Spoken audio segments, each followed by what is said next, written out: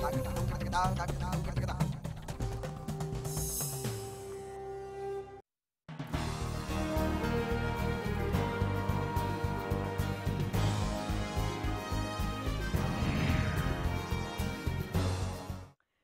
स्वागत है आपका हरियाणा न्यूज में और बड़ी खबर के साथ मैं हूं रेणु कैलाश। बड़ी खबर में बात करेंगे जेल से रिहा हुए प्रोफेसर वीरेंद्र सिंह के उस खुलासे की जिसने एक और राजनीतिक साजिश की ओर इशारा कर दिया है।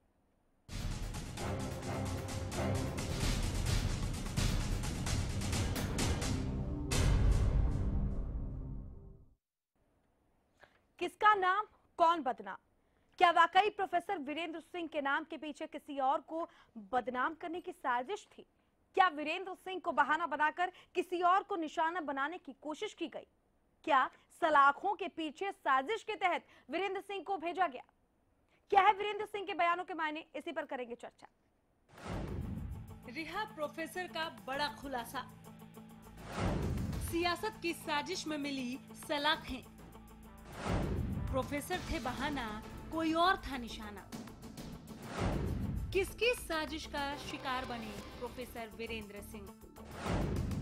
क्या प्रोफेसर कर सकते हैं बड़ा खुलासा? किस सच से पर्दा उठाएंगे प्रोफेसर वीरेंद्र सिंह? जाट आंदोलन के दौरान हिंसा भड़काने के आरोप में जेल गए प्रोफेसर वीरेंद्र सिंह ने जेल से बाहर आते ही आंदोलन की राजनीति में साजिश और शिकार के खेल का खुलासा किया है।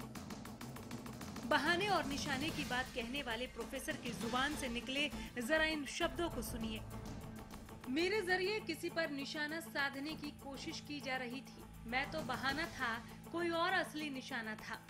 हकीकत सबको मालूम है, मुझे क्यों फंसाया गया, मुझे फंसाने की वजह सबको पता है। समय आने दीजिए, सबको सच का पता चल जाएगा। जिस तरह का झूठ पूरे देश में फैलाया गया उसका पर्दाफाश होगा और सच सबके सामने आ जाएगा।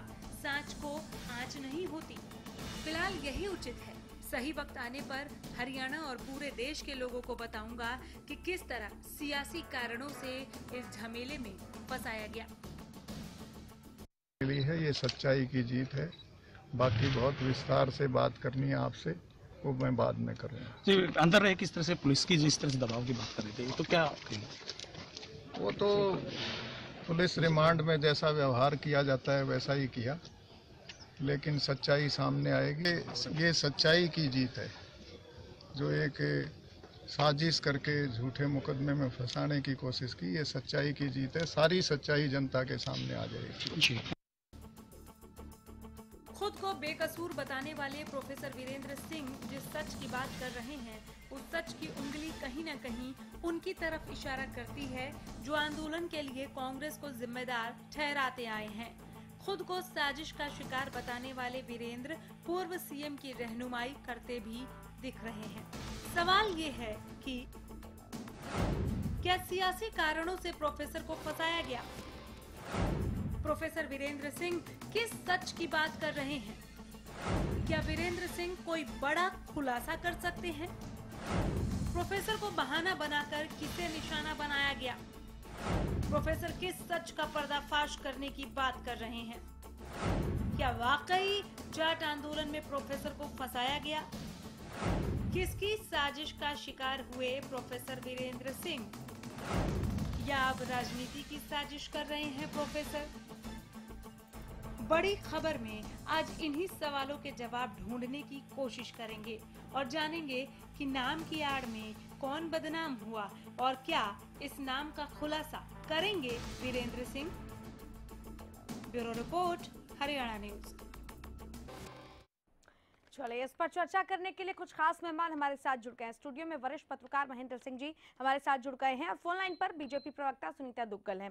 सुनीता जी, सबसे पहले आपके पास आना चाहूंगी। आप तक आवाज पहुंच रही है मेरी? जी।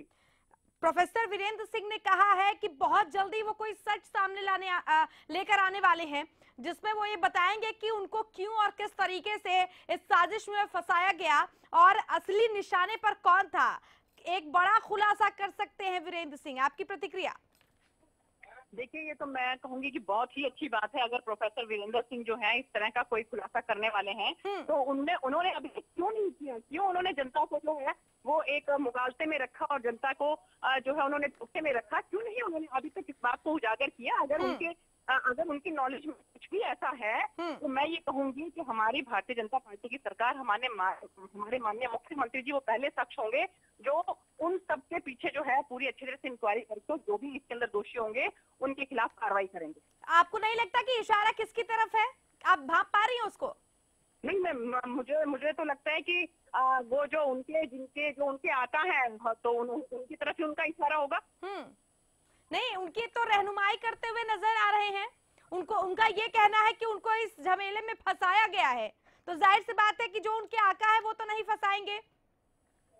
देखिए, तो क्यों नहीं खुलासा करते, मुझे समझ में नहीं आ रही है कि इतने दिन तक जो है उनके ऊपर FIR हुई और उसके बाद वो भागे फिरते रहे और कितने दिनों के बाद उन्होंने जाकर अपने आप को सरेंडर किया है। तो अगर इस तरह का कोई मामला है तो नंबर एक बात तो उनको भागने की जरूरत नहीं थी, और नंबर दूसरी बात ये है कि अगर वो उन्होंने सरेंडर किया भी था तो क्यों नहीं उसी समय उन्होंने पुलिस को या सभी को, पूरी जनता के सामने इस बात को उजागर किया कि कौन लोग हैं वो जिसके बारे में वो बात कर रहे हैं, क्यों नहीं सबके सामने उन्होंने इस बात को रखा।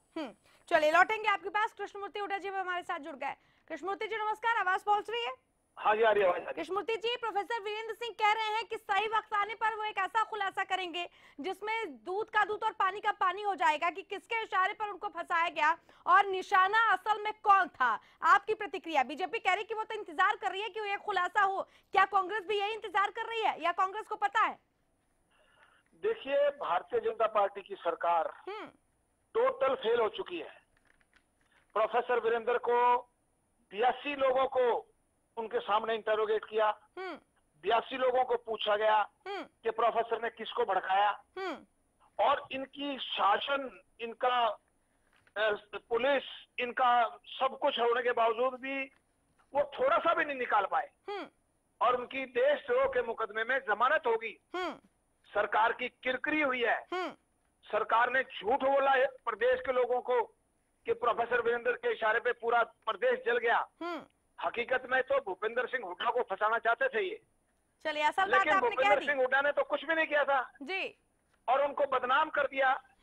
अब वो बदनामी का जो उन पे लगा हुआ है उसको धोने के लिए वो कल बारासमंद से अपना जन जागरण अभियान शुरू करेंगे और लोगों को बताएंगे कि भाई मेरा कोई कसूर ही नहीं है, बगैर बात बदनाम किया। तो बीजेपी सरकार एक्सपोज हुई है, बीजेपी की सरकार का लोगों के सामने इनकी हकीकत पता लगी कि है क्या ये। झूठ बोल के अपनी विफलताओं को छुपाने के लिए टोटल इस जो आरक्षण में आग लगाई गई उसको टोटल कांग्रेस पे डाला, वो दुर्भाग्यपूर्ण है। कांग्रेस का एक आदमी भी नहीं था, तो कांग्रेस के आदमी होते तो अब से पहले गिरफ्तार कर लेते। सुनीता दुग्गल जी, निशाना भूपेंद्र सिंह हुड्डा थे, ये बात कह रहे हैं कृष्णमूर्ति हुड्डा कि प्रोफेसर वीरेंद्र की आड़ में निशाना बनाया गया भूपेंद्र सिंह हुड्डा को और बदनाम किया गया कांग्रेस को। नहीं, देखिए, सरकार की तरफ से कहीं किसी की तरफ कोई निशाना नहीं था। ये तो बिल्कुल ऑडियो क्लिप जो है वो जनता के सामने आई और उसके बेसिस के ऊपर जो है FIR दर्ज की गई। और इसके साथ आप ये बताइए कि अभी तो हम सरकार तो किसी तरह से कुछ भी नहीं कर रही है, तो क्यों ऐसा हुआ कि रोहतक जाने पर पूर्व मुख्यमंत्री जी को है वो इतनी अपमान का सामना करना पड़ा, क्यों उनको झज्जर जाने पर इतना अपमानित होना पड़ा? तो ये तो जनता सब देख रही है और जनता उसके हिसाब से ही जो है वो स्वागत तो बीजेपी के मंत्रियों का भी नहीं किया गया। सुनीता दुग्गल जी, आपको भी याद होगा मुख्यमंत्री को भी रोष का सामना करना पड़ा। लौटेंगे आपके पास। वरिष्ठ पत्रकार महेंद्र सिंह हमारे साथ जुड़े हुए। महेंद्र जी, सबसे पहले इस पूरे मसले पर आपकी प्रतिक्रिया? देखो रेणु जी, बात बहुत स्पष्ट है। राजनीति में कई बार नेताओं की जो बात और बयान होते हैं उन पर जिस तरह की बहस होती है उनकी कभी कोई सुबह नहीं होती है। बहुत सीधी सी बात है।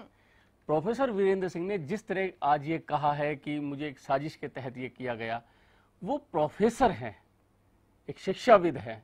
शिक्षाविद को तो कम से कम अपनी बात बहुत स्पष्ट रूप से कहनी चाहिए।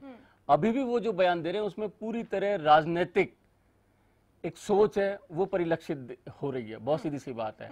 वो निशाना तो सत्तारूढ़ पार्टी पर साध रहे हैं लेकिन अपने नेता का बचाव कर रहे हैं। अगर अपने नेता का बचाव कर रहे हैं तो उनके नेता ने ये कैसे कह दिया कि मेरा प्रोफेसर वीरेंद्र सिंह से कोई लेना देना नहीं है? ये बात बहुत स्पष्ट है। पूर्व मुख्यमंत्री चौधरी भूपेंद्र सिंह हुड्डा जी का ये बयान आया था। अगर वो ये कह रहे हैं कि समय आने पर सब सामने आ जाएगा, समय कब आएगा? मैं ये कहता हूं कि समय कभी नहीं आएगा, ये चीजें ऐसे ही चलती रहेंगी। सिर्फ आपने एक जिसको कहते हैं ना, एक बात कह दी कि भाई ये इस तरीके से मैं समय आने पर खुलासा करूंगा या ये बात हो जाएगी, वो बात हो जाएगी, ऐसा कुछ भी नहीं है। अगर आपको सारा सब कुछ पता है तो आज ही प्रेस कॉन्फ्रेंस में सारी चीजें क्लियर करते हैं। क्यों आप बातों को आप छुपा के चल रहे हैं? कृष्णमूर्ति हुड्डा जी, बातों को छुपा कर चलना क्या है? कौन से सही वक्त का इंतजार किया जा रहा है? अब भी सही वक्त है, अभी बताया जा सकता है। देखिए, मैं कह रहा हूं कि प्रोफेसर वीरेंद्र पे खट्टर साहब की पुलिस ने बहुत दबाव डाला कि भूपेंद्र सिंह हुड्डा का नाम ले, लेकिन भूपेंद्र सिंह हुड्डा कहीं थे ही नहीं, उनकी कोई बात ही नहीं हुई इस मामले में। और इनका तो एक ही टारगेट था कि भूपेंद्र सिंह हुड्डा को किसी तरह बदनाम कर दो और फिर तुम्हारा बल्ले बल्ले है। लेकिन इनकी झूठ का पर्दाफाश हो गया और ये निश्चित तौर पे इनकी हालत आने वाले दिनों में और खराब होगी भारतीय जनता पार्टी की।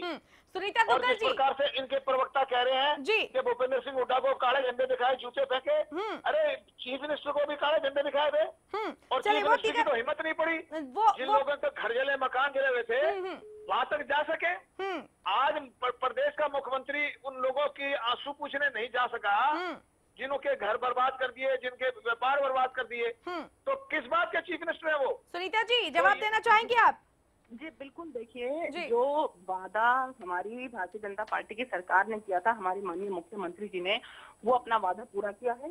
जिस तरह से कांग्रेस ने पिछली बार जो है हमारे जाट भाइयों को धोखे में रखा था। सुनीता जी, रोकना चाहेंगे यहाँ पर, आपको रोकना चाहेंगे। एक बड़ी खबर आ गई है, उस तरफ रुक कर लेते हैं हम, उसके बाद चर्चा जारी रखेंगे। तो इस वक्त की बड़ी खबर जो आपके सामने हम रख रहे हैं, बीजेपी सांसद रतन लाल कटारिया का बयान, और बयान के मुताबिक देश और प्रदेश की सभी योजनाएं कांग्रेस की देन है। कांग्रेस ने योजनाओं का पत्थर लगाया है। बड़ी खबर और बड़ा बयान ये रतन लाल कटारिया की तरफ से। कह रहे हैं बीजेपी उनको पूरा कर रही है। नींव कांग्रेस ने रखी लेकिन बीजेपी उनको पूरा कर रही है। बीजेपी सांसद रतन लाल कटारिया का ये बयान कि देश और प्रदेश की सभी योजनाएं कांग्रेस की देन है। कांग्रेस ने योजनाओं का पत्थर लगाया और बीजेपी अब उनको पूरा कर रही है। बड़ी इस वक्त की खबर हम आपके साथ साझा कर रहे हैं। बीजेपी सांसद रतन लाल कटारिया का ये बयान, देश और प्रदेश की सभी योजनाएं कांग्रेस की देन।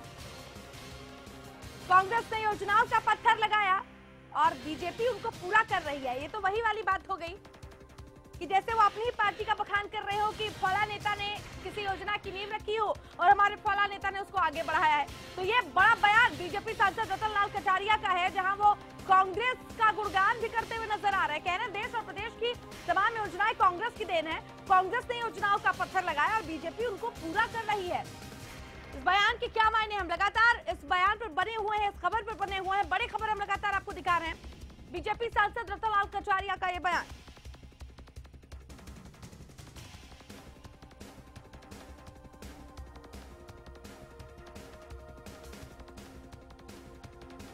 तो यमुनानगर से इस वक्त की बड़ी खबर, बीजेपी सांसद रतन लाल कटारिया का ये बयान कि तमाम योजनाएं कांग्रेस की देन है देश और प्रदेश में, लेकिन बीजेपी उनको पूरा कर रही है। जिस तरह से योजनाओं का श्रेय लेने की बात आती है तो तमाम दल पहले मैं की दौड़ में आते हैं। अब अपने से पहले कांग्रेस को रखा है रतन लाल कटारिया ने। कह रहे हैं कि देश और प्रदेश में तमाम जो योजनाएं हैं उन योजनाओं का पत्थर कांग्रेस ने लगाया, लेकिन बीजेपी उनको पूरा कर रही है।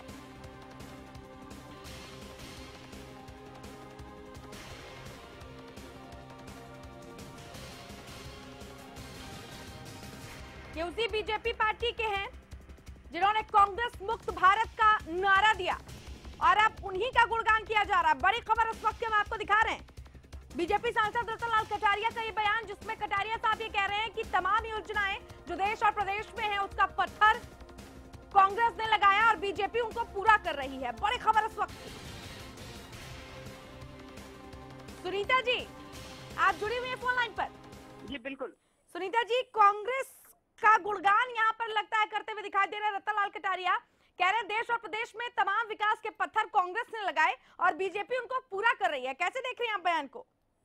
नहीं, सबसे पहले तो देखिए कि अगर आप उनका बयान मुझे सुना सकें तो मैं ज्यादा अच्छे से हाँ, हम आपको थोड़ी देर में वो बयान सुनवाते हैं। अभी थोड़ी देर में, थोड़ा टाइम लग रहा है, प्रोसेस में है वो। जैसे आते हैं हम आपको सुनवाते हैं, आप प्रतिक्रिया देते तब तक।